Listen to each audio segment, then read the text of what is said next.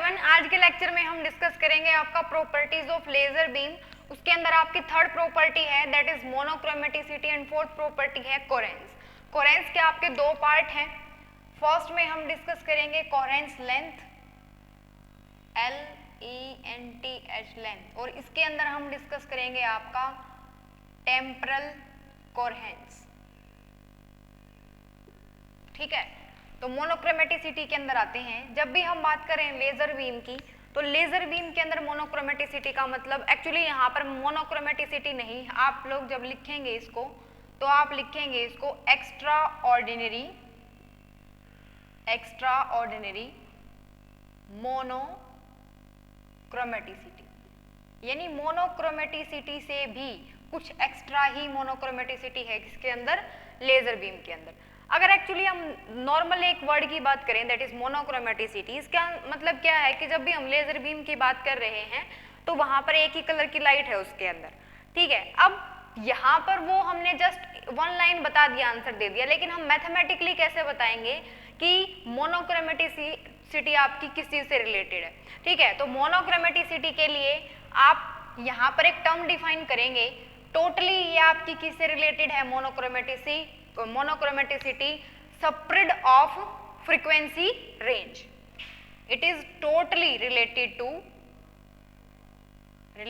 to spread of frequency range. अभी discuss करते हैं। अगर आप बात कर रहे हैं नोट्स मेकिंग, लाइक आपको पढ़ाया जाए, तो उसके लिए आपका नोट्स मेकिंग ही है। जो भी आपकी बुक्स होते हैं, जैसे भी आपकी एक न्यू कॉलेज की बुक है, अगर आप ग्रेजुएशन की बात कर रहे हैं, ठीक है, तो इससे आपका लिखने के पॉइंट ऑफ व्यू से कवर हो जाता है। लेकिन बात यहाँ पर समझने की है कि मोनोक्रोमेटिसिटी इन एक्चुअल होता क्या है। लिखने के लिए तो हम पेपर से एक दिन पहले पढ़ के भी सब कुछ लिख देते हैं। ठीक है, तो मोनोक्रोमेटिसिटी रिलेटेड है आपका कि जो फ्रीक्वेंसी रेंज है आपकी वो कितनी फैली हुई है, कितनी स्प्रेड है उसकी। अगर हम बात करें फ्रीक्वेंसी रेंज की, डायरेक्ट हम ये बात कर लेते हैं कि हम कैसे निकालेंगे मोनोक्रोमेटिसिटी का। डायरेक्ट रिलेशन है आपका मोनोक्रोमेटिसिटी से। अब आप वो वाली डेफिनेशन दिमाग से निकाल दीजिए कि एक ही कलर की लाइट होगी उसके अंदर, उसको आप मोनोक्रोमेटिक बोलते हो। ठीक है, यहाँ पर आपका मोनोक्रोमेटिसिटी टोटली किससे रिलेटेड है, फ्रीक्वेंसी रेंज से। ठीक है, जितनी फ्रीक्वेंसी की रेंज आपकी कम होगी, यानी कि कम जितनी फैली होगी आपकी फ्रीक्वेंसी की रेंज, वो उसकी जो मोनोक्रोमेटिसिटी है वो उतनी ज्यादा होगी। तो डायरेक्ट रिलेशन आपको पता चल गया कि मान लो अगर आपकी जो फ्रीक्वेंसी रेंज है वो 100 हर्ट्ज है, ये तो आप समझ ही रहे होंगे कि जो फ्रीक्वेंसी रेंज के स्प्रेड का क्या मतलब है। कहने का मतलब है जैसे आप ग्राफ बनाते हो फ्रीक्वेंसी का, यहाँ पर आपकी, यहाँ पर सपोज I1 ले रखा है आपने, I1, I2, I3, एक यहाँ पर आपकी जो है फ्रीक्वेंसी की रेंज है, कंप्लीट फ्रीक्वेंसी की रेंज लाइक 100 हर्ट्ज, 200, 300, इस तरीके से। ये जो रेंज है वो आपकी सिंपल 100, 200 इस तरीके से नहीं होती है, ये कंप्लीट रेंज होती है आपकी, बैंड होती है। यानी कि अगर आप बात करें तो 10⁻10 हर्ट्ज तक की भी फ्रीक्वेंसी आप यहाँ पर प्लॉट कर सकते हैं। अगर हम इनएक्चुअली बात करें मोनोक्रोमेटिसिटी की, तो अगर आप ध्यान से देखना, यहाँ पर आपने फ्रीक्वेंसी की रेंज बना रखी है, ध्यान रहे आपको।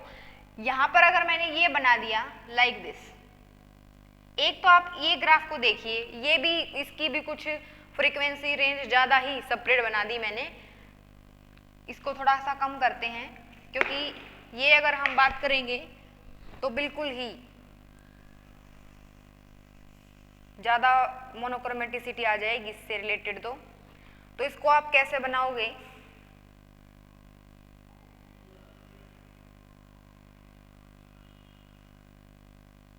मैंने यहाँ पर दो चीजें बनाई हैं। दो चीजें में, एक में बैंड देखो कितना स्प्रेड है, यानी कि जो फ्रीक्वेंसी की रेंज है वो कितनी ज्यादा है। यहाँ से लेकर यहाँ तक की रेंज की अगर आप बात करोगे तो यहाँ पर ये रेंज मिलेगी आपको, या फिर हम इन एवरेज ले लेते हैं। सपोज कि बहुत ज्यादा है, बहुत ज्यादा को हम क्या ले लें, 10⁻10 हर्ट्ज। ठीक है, अगर हम एक पर्टिकुलर वेवलेंथ की बात कर रहे हैं, तो सॉरी फ्रीक्वेंसी की, अगर हम इसकी बात कर रहे हैं तो यहाँ पर ये जो रेंज है वो मान लो आपकी कितनी मिलेगी, 100 हर्ट्ज।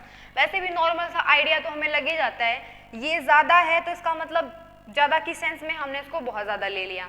ये कम बोल रहे हैं हम, तो कम की सेंस में हमने उसको 100 हर्ट्ज ले लिया, लेकिन एक पर्टिकुलर फ्रीक्वेंसी जिसको हम वी नॉट बोलेंगे, क्योंकि ये जो रेंज है, रेंज तो किसी एक फ्रीक्वेंसी के अबाउट आई है ना, बीच में तो कोई एक पर्टिकुलर फ्रीक्वेंसी होगी ही जिसके साथ आप इसको कंपेयर करोगे कि मोनोक्रोमेटिसिटी ज्यादा है या कम है।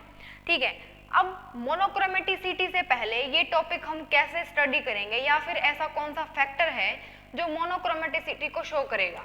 हम मोनोक्रोमेटिसिटी से पहले हम निकाल लेते हैं एक बार नॉन मोनोक्रोमेटिसिटी। नॉन मोनोक्रोमेटिसिटी का फैक्टर आपको एक टर्म है वो डिफाइन करेगी, टर्म है आपकी डेल्टा म्यू। ये डेल्टा म्यू का मतलब ये है कि ये जो रेंज है आपकी, जो मैंने एक में जो है मैंने वो 100 हर्ट्ज ली है, एक में 10⁻10 हर्ट्ज ली है, ये जो डेल्टा म्यू है वो ये है। और यहाँ पर म्यू नॉट से इसको कंपेयर कर दो। भाई दिमाग में रखना, मोनोक्रोमेटिसिटी को 2 मिनट के लिए माइंड से स्किप करके हम क्या बोल रहे हैं कि नॉन क्रोमेटिसिटी निकाल लो एक बार, उससे आपको क्या पता चलेगा, या फिर नॉन मोनोक्रोमेटिसिटी निकालने का जो फॉर्मूला है वो क्या है, डेल्टा म्यू डिवाइडेड बाय में म्यू नॉट। ओके, ये वाला फॉर्मूला है, तो इसका मतलब है ये जो फॉर्मूला है वो नॉन मोनोक्रोमेटिसिटी का था। आपको क्या चाहिए है, मोनोक्रोमेटिसिटी, तो इसका मतलब ये हो गया कि ये वाली वैल्यू जितनी कम होगी आपकी, या फिर इसको आप क्या बोलोगे, ये वाली वैल्यू आपकी जितनी कम है मोनोक्रोमेटिसिटी, क्योंकि ये वैल्यू किसकी है, नॉन मोनोक्रोमेटिसिटी की, तो मोनोक्रोमेटिसिटी उतनी ज्यादा होगी। आई होप आपको क्लियर है। अब दोनों को कंपेयर करते हैं। एक बार के लिए ऑर्डिनरी सोर्स ऑफ लाइट है कोई भी, सपोज जिसकी जो फ्रीक्वेंसी रेंज है वो 10⁻10 हर्ट्ज है, तो यहाँ पर हम एक बार के लिए लेजर नहीं बोल रहे हैं हम फिलहाल इसको, ये मान के चलो कि दोनों के दोनों बैंड ले लिया आपने। एक बैंड है आपका, सपोज फ्रीक्वेंसी आपने ली है 100 हर्ट्ज, एक में ली है आपने 10⁻10, और ये जो नॉर्मल है ये आप अपनी तरफ से चूज कर लीजिए म्यू नॉट की वैल्यू। म्यू नॉट की वैल्यू आप ले लीजिए 5 × 10⁻14 हर्ट्ज। ठीक है, यहाँ पर एक बार आप लेजर बीम के लिए, अगर मैं बात करूं लेजर बीम के लिए, तो लेजर बीम के लिए जो फ्रीक्वेंसी की रेंज है वो आपको बहुत कम मिली है। देखो, आप ये मत सोचना कि आपको निकालनी मोनोक्रोमेटिसिटी है, आप फ्रीक्वेंसी के बारे में क्यों बात कर रहे हो।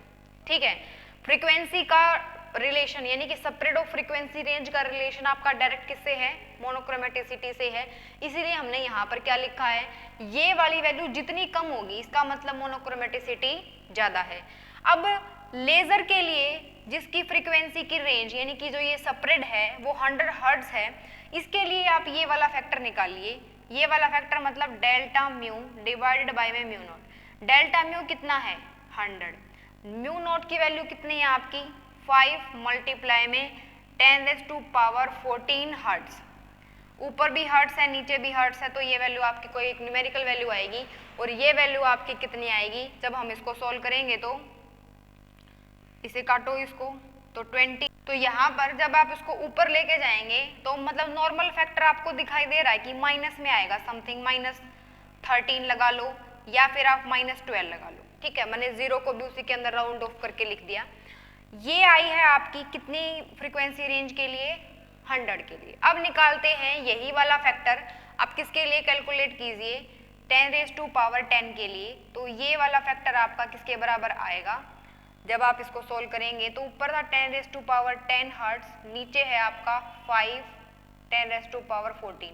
जब ये ऊपर जाएगा यानी कि ऊपर पावर 10 है तो ये पावर आपकी बचेगी, बिल्कुल कम ही पावर बचेगी, ये 14 है, ऊपर जाएगा तो -3, और अगर आप राउंड ऑफ करके लिखोगे तो ज़्यादा से ज़्यादा 4 आ जाएगा। ठीक है, अब यहाँ पर कंपेयर करो, delta mu naught by mu naught की वैल्यू कितनी है 10⁻12। ये मत सोचना माइनस में जितनी पावर ज़्यादा है इसका मतलब वो वैल्यू कम है, तो इसका मतलब ये वैल्यू कम है, इसका मतलब ये होगा कि जो आपकी लेज़र बीम है उसकी जो मोनोक्रोमेटिसिटी है वो आपकी ज़्यादा है। ये तीर के निशान का मतलब ये है कि ज़्यादा है, किसके कंपैरिजन में, ऑर्डिनरी सोर्स ऑफ लाइट के कंपैरिजन में। ठीक है, जब हम लिखेंगे यहाँ पर आपको ऐसा लग रहा है जस्ट मैथमेटिकल किया है हमने, लेकिन स्टार्टिंग में आपको यही लिखना है कि ऑर्डिनरी सोर्स लिखते टाइम जब हम नोट्स बना रहे हैं तब की बात है ये, स्टार्टिंग में आपको लिखना है कि अगर हम ऑर्डिनरी सोर्स की बात कर रहे हैं तो उसका जो फ्रीक्वेंसी रेंज है वो बहुत ज़्यादा होता है, लेज़र बीम का जो फ्रीक्वेंसी रेंज है वो कम है, ठीक है। तो आप इस तरीके से मोनोक्रोमेटिसिटी फाइंड आउट कर सकते हैं। एक्स्ट्रा क्यों लिखा हुआ है, क्योंकि जब आप कंपैरिजन कर रहे हो तो ये कुछ ज़्यादा ही मतलब बहुत ज़्यादा वैल्यू है ये इसके कंपैरिजन में, दैट्स वाई।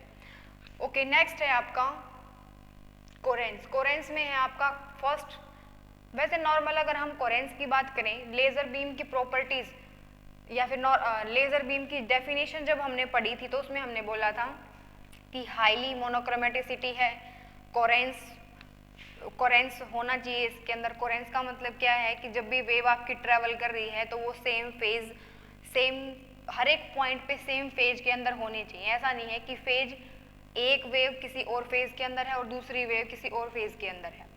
तो फर्स्ट वन है आपका कोहेरेंस, और कोहेरेंस के अंदर है कोहेरेंस लेंथ। दोनों हम एक साथ ही करेंगे। ये भी आपका टेम्परल कोहेरेंस जो लिखा हुआ है ये भी एक्चुअली टाइम से रिलेटेड है, और ये जो है वो आपका एक तरीके से लेंथ से रिलेटेड है। अब स्टार्टिंग में मान लो आपका लेज़र सोर्स है वो ट्रेवल करना स्टार्ट किया, इसके बाद अगर आप उसके फेज की बात कर रहे हैं, यहाँ ये भी जो वेव है वो इसी से स्टार्ट होगी जो कि सेम फेज के अंदर होनी चाहिए, ठीक है, लाइक दिस। थर्ड वेव है वो भी आपकी सेम फेज के अंदर होनी चाहिए। अब ये जो फेज है वो कब तक, यानी कि कितनी लेंथ तक कोहेरेंस में रह सकता है, इसको हम क्या बोल रहे हैं, आपका कोहेरेंस लेंथ। एक्चुअली ये पता है आपको कि कोहेरेंस होना चाहिए लेजर बीम के अंदर, वो उसकी प्रॉपर्टी है, लेकिन कुछ ना कुछ एक लेंथ फिक्स होगी जब तक वो कोहेरेंस की प्रॉपर्टी शो करता है, उसके बाद क्या पता वो कोहेरेंस की प्रॉपर्टी को शो करेगा या नहीं करेगा। तो इसीलिए जब भी हम कोहेरेंस लेंथ लिख रहे हैं टॉपिक आपका, तो उसके अंदर आप क्या लिखेंगे, इन वन वर्ड। जब आप बुक देख रहे हैं ना तो उसके अंदर कुछ मतलब 3-4 लाइन लिखी हुई है, 3-4 लाइन में भी यही बात लिखी हुई है कि कितनी लेंथ तक वो अपनी कोहेरेंस पावर यानी कि लेजर बीम कोहेरेंस शो कर सकती है। तो उसको आप वन वर्ड के अंदर लिख सकते हैं कोहेरेंस लेंथ को। कोहेरेंस लेंथ इज द, एक तरीके से कोहेरेंस लेंथ यानी कि ये क्या है, वेव क्या कर रही है, यहाँ पर प्रोपेगेट कर रही है। तो जब वेव आपकी प्रोपेगेट कर रही है तो ये प्रोपेगेशन की डिस्टेंस है कि इतनी डिस्टेंस तक वो प्रोपेगेट की है और कब तक वो कोहेरेंट रही है। तो यहाँ पर आप क्या लिखोगे, it is the propagation distance over which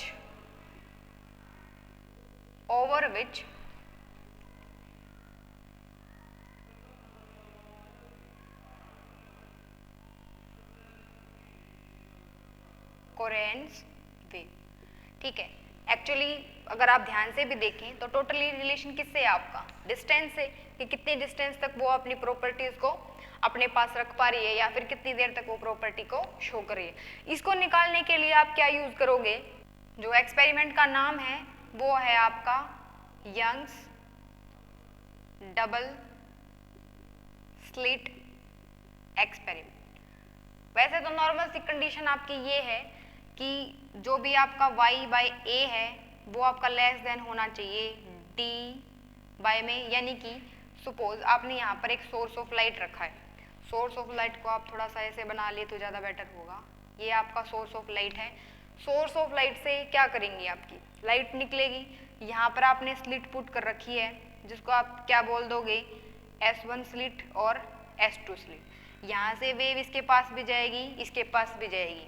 यहाँ पर आपने क्या कर रखी है, एक स्क्रीन लगा रखी है पैटर्न को रिकॉर्ड करने के लिए। Young slit experiment I think यही होता है, ठीक है। अब यहाँ पर नॉर्मल चीज़ क्या है, जब भी आप इसकी बात कर रहे हो तो जो ये सोर्स है ये एक पॉइंट सोर्स नहीं है, ये पॉइंट सोर्स नहीं है, इसकी जो विड्थ है वो कितनी है आपकी a, यानी कि इतने से डायग्राम को अगर हम नीचे बनाएं तो ये नीचे क्या बनेगा, ये आपकी a है, ये आपका सोर्स है, तो इससे जो भी लाइट आपकी निकलेगी वो आपकी लाइक दिस जाएगी। ये एंगल कितना है आपका थीटा, और ये दोनों जो डिस्टेंस है सोर्स से लेकर यहाँ पर आपने जो स्लिट रख रखी है दोनों के बीच की आपकी डिस्टेंस कितनी है d। और इनके बीच की जो डिस्टेंस है उसको आप मतलब स्लिट के बीच की विड्थ को कितना मान लो आप, d मान लो।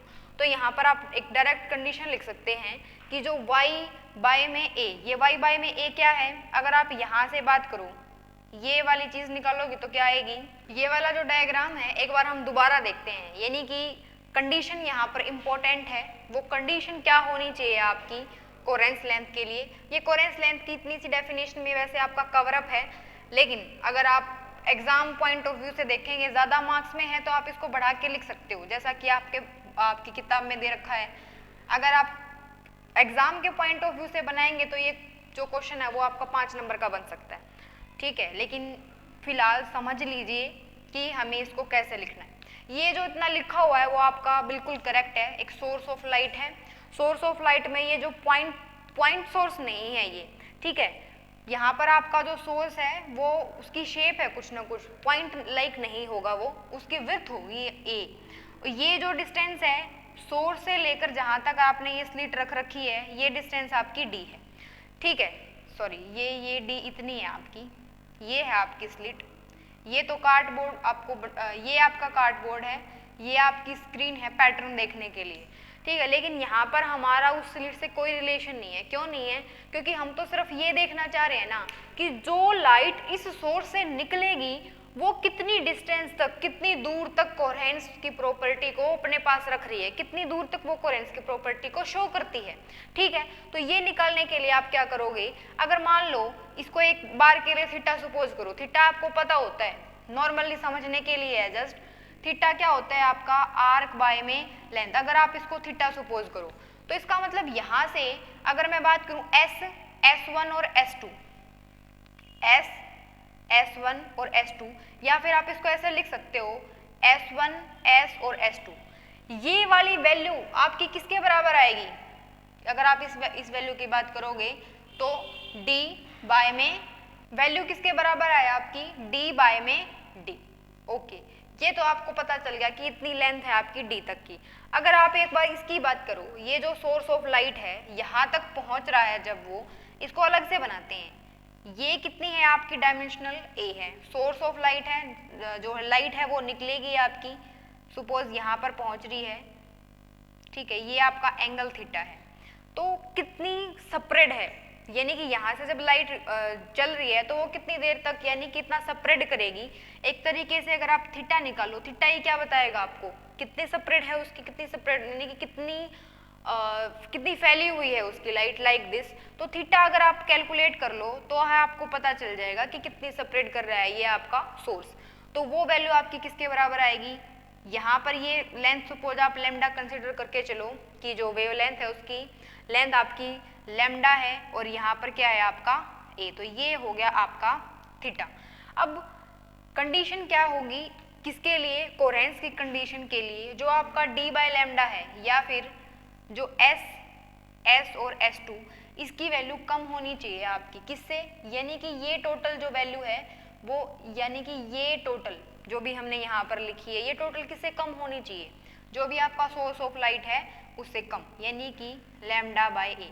और S और S2 की वैल्यू कितनी है आपकी d बाय में d, तो ये वैल्यू आ गई आपकी d बाय में a। अगर आप यहाँ से d कैलकुलेट करोगे तो वो किसके बराबर आएगा, अब आपको दोनों डायग्राम बनाने हैं, सोर्स ऑफ लाइट को अलग से लेके भी और दूसरा भी। तो यहाँ से आपका जो d है वो किसके बराबर आ गया, लैम्डा d बाय में a। तो कम से कम भी आपका, अगर आप कई जो बुक्स हैं उसमें इसको डिस्टेंस को यानी कि d की जगह पे y भी होता है तो आप यहाँ पर y भी लिख सकते हो। तो y किसके बराबर आएगा, लैम्डा d बाय में a। मीनिंग चेंज नहीं होगा, नोटेशन चेंज कर सकते हो आप। y का मतलब क्या है, जो दो आपके सोर्स हैं S1 और S2 उन दोनों के बीच की डिस्टेंस है। लैम्डा का मतलब क्या है, सोर्स से लेके स्क्रीन तक की डिस्टेंस है, सॉरी d का मतलब। और लैम्डा का मतलब क्या है, वेवलेंथ है लाइट की। और a का मतलब क्या है, जो भी आपने सोर्स दे रखा है उसकी विड्थ कितनी है, ठीक है। तो यहाँ पर ये अगर आप मैक्सिमम निकालना चाहते हैं तो इसके नीचे मैक्सिमम पुट कर सकते हो। क्यों मैक्सिमम क्यों लिखा, कि कितनी मैक्सिमम कितनी डिस्टेंस तक वो अपनी कोहेरेंस की प्रॉपर्टी को शो करता है, ठीक है। तो ये था आपका कोहेरेंस लेंथ। नेक्स्ट है आपका टेम्परल कोहेरेंस, और टेम्परल का मतलब क्या है, टाइम से है टोटली, और यहाँ पर इसी के अंदर हो जाएगा ये टॉपिक एक्चुअली आपका, जो भी हमने यहाँ पर वेव का डायग्राम बना रखा है। अब एक लाइन में टेम्परल कोहेरेंस लिखेंगे या टेम्परल कोहेरेंस लेंथ लिखेंगे। नेक्स्ट है आपका टेम्परल। टेम्परल से आपको पता चल रहा है रिलेशन किससे है आपका, टाइम से, या फिर आप इसको कोहेरेंस टाइम भी बोल सकते हैं। नोटेशन क्या रहेगी आपकी, टाउ सी। ये कौन सा टाइम है, ये वो वाला टाइम है जहां तक आपका, यानी कि द टाइम, एक्चुअली आप इसको टाइम नहीं एवरेज टाइम लिखो तो ज़्यादा बेटर रहेगा, क्योंकि हम एवरेज ही पता कर सकते हैं। Average time during which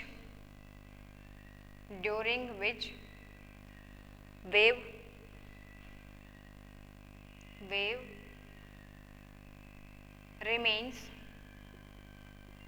sinusoidal. Sinusoidal का मतलब क्या है, देखो यहाँ से शुरू किया है आपने, यहाँ से शुरू करने के बाद एक्चुअली ये डायग्राम ऐसे बनेगा, यहाँ तक ये क्या है अपनी वेव, यानी कि साइनोसोडल नहीं टूट रहा है इसका, यहाँ तक वो साइनोसोडल है। उसके बाद क्या पता यहाँ से शुरू होने के बाद, यानी कि इतना गैप के बाद वो क्या करना शुरू करे, वेव मतलब वेव की तरह चलना शुरू करे।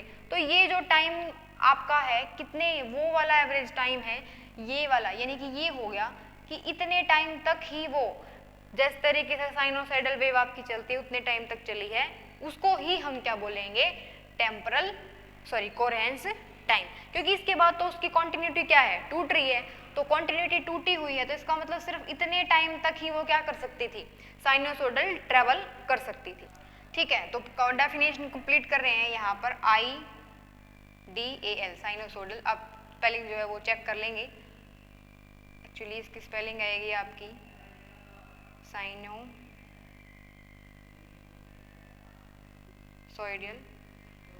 या फिर आप इसकी जगह पे क्या लिख सकते हो, डेफिनिट फेज। एक्चुअली साइनोसोडल भी लिख देना या ये भी लिख देना, एक डेफिनिट फेज के अंदर जितनी टाइम तक वो उसके अंदर है, एक डेफिनिट फेज टाइम में जितनी देर तक वो साइनोसोडल रहेगी वो आपका क्या है, time. That is called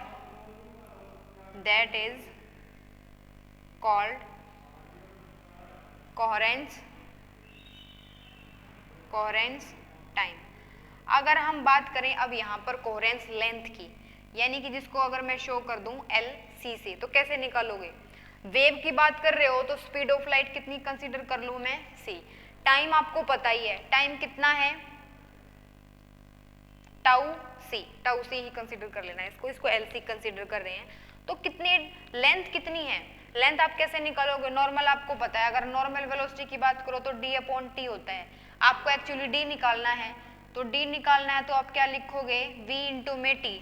V मतलब क्या है, स्पीड है, उसकी वेलोसिटी है, तो वो आपको पता है। वेव के लिए वो कितनी मान ली मैंने, C। टाइम कितना ले लिया मैंने, टाउ C। तो ये होगी आपकी लेंथ। लेकिन एक मोस्ट इंपॉर्टेंट रिलेशन है आपका, जो टेम्परल कोहेरेंस है आपकी, या फिर टेम्परल जो टाइम है वो आपका टोटली रिलेटेड है डेल्टा म्यू से, यानी कि मोनोक्रोमेटिसिटी से। और वो रिलेशन क्या है आपका, कि जो डेल्टा म्यू होता है, कहाँ पर लिखें, यहीं पर लिख लेते हैं इसको, यहाँ के बाद जो डेल्टा म्यू है आपका वो किसके बराबर होता है आपका, 1/टाउ C।